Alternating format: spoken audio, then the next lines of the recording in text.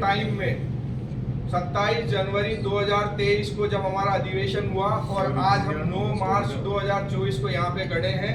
जयपुर में हमने 4 IR meeting की है, चंडीगढ़ में हमने 3 IR मीटिंग की है, लुधियाना में हमने 2 IR मीटिंग की है, नोएडा में हम 2 IR मीटिंग को गए हैं, दिल्ली में हमारी 1 IR मीटिंग हुई है और लखनऊ में भी हमारी 1 IR मीटिंग हुई है। क्योंकि IR मीटिंग केवल मेंबर्स से मिलने के लिए और मैनेजमेंट से मिलने का साधन नहीं था, वह लोगों के काम कराने का एक सबसे बड़ा अधिकार है, हथियार है।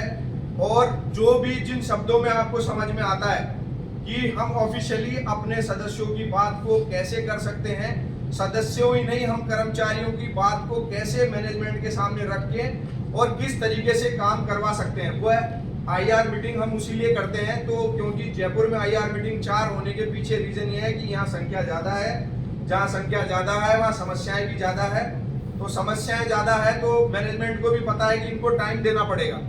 वैसे तो हमारे जो मुख्य कार्यकर्ता हैं, जिसमें हमारे नोट के सचिव हैं श्रीमान विनोद शर्मा जी और जोनल सेक्रेटरी श्रीमान संदीप डंडोरिया जी, वह मुख्य तौर पर जयपुर जोन को अच्छे से संभालते हैं। और बल्कि ये तो मुझे ये भी बोलते हैं कि आप घर मत आया करो, बाहर ही रहा करो, हम सब देख लेंगे यहाँ पे। तो यह चीज़ हंसने की बात नहीं है, मतलब खुशी की बात यह है कि हमारी जो टीम है वह अच्छे से काम कर रही है और बेसिकली कर्मचारियों के लिए काम करते हुए जो IR हमारा अधिकार है वो प्रॉपर हो रही है। और अभी रिसेंट में जो IR के पीछे जो डिले है वो है मैनेजमेंट के कुछ कारणों की वजह से जयपुर में IR नहीं हुई है।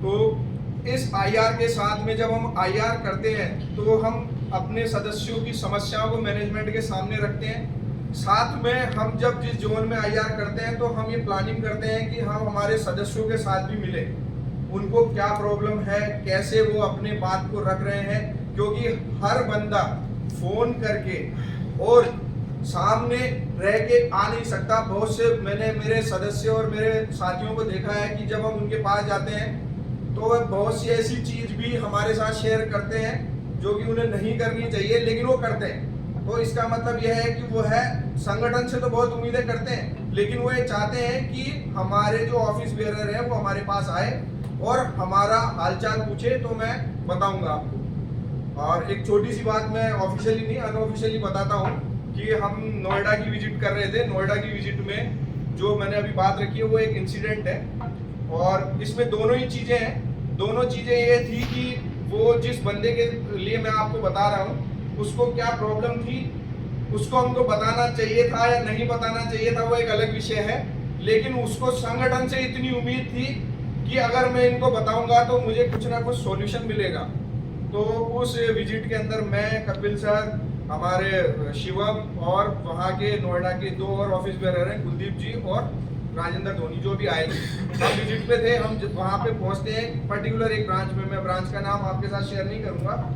तो हमारे कपिल सर की आदत है कि वो सामने जाते हैं, सबसे पहले हाथ मिलाते हैं और ये पूछते हैं और भाई क्या हालचाल। तो जैसे उन्होंने पूछा तो उन्होंने तो बेसिकली क्योंकि हम बैंक से रिलेटेड बात कर रहे हैं तो उन्होंने बैंक के लिए पूछा कि क्या हालचाल। तो जैसे उन्होंने बोला तो वो तुरंत रो पड़ा और बोला कि सर मेरे व्यक्तिगत समस्या है, मेरी वाइफ से मेरी लड़ाई हो रही है, केस चल रहा है, आप कोई वकील बताओ मेरी मदद करो। हम एक दूसरे की शक्ल देख रहे थे कि इस बंदे ने ये बात यहाँ पे इस प्लेटफॉर्म पे क्यों कही, लेकिन कपिल सर ने उसकी बात को सुनते हुए सोचा कि वास्तव में ये बंदा बहुत परेशान है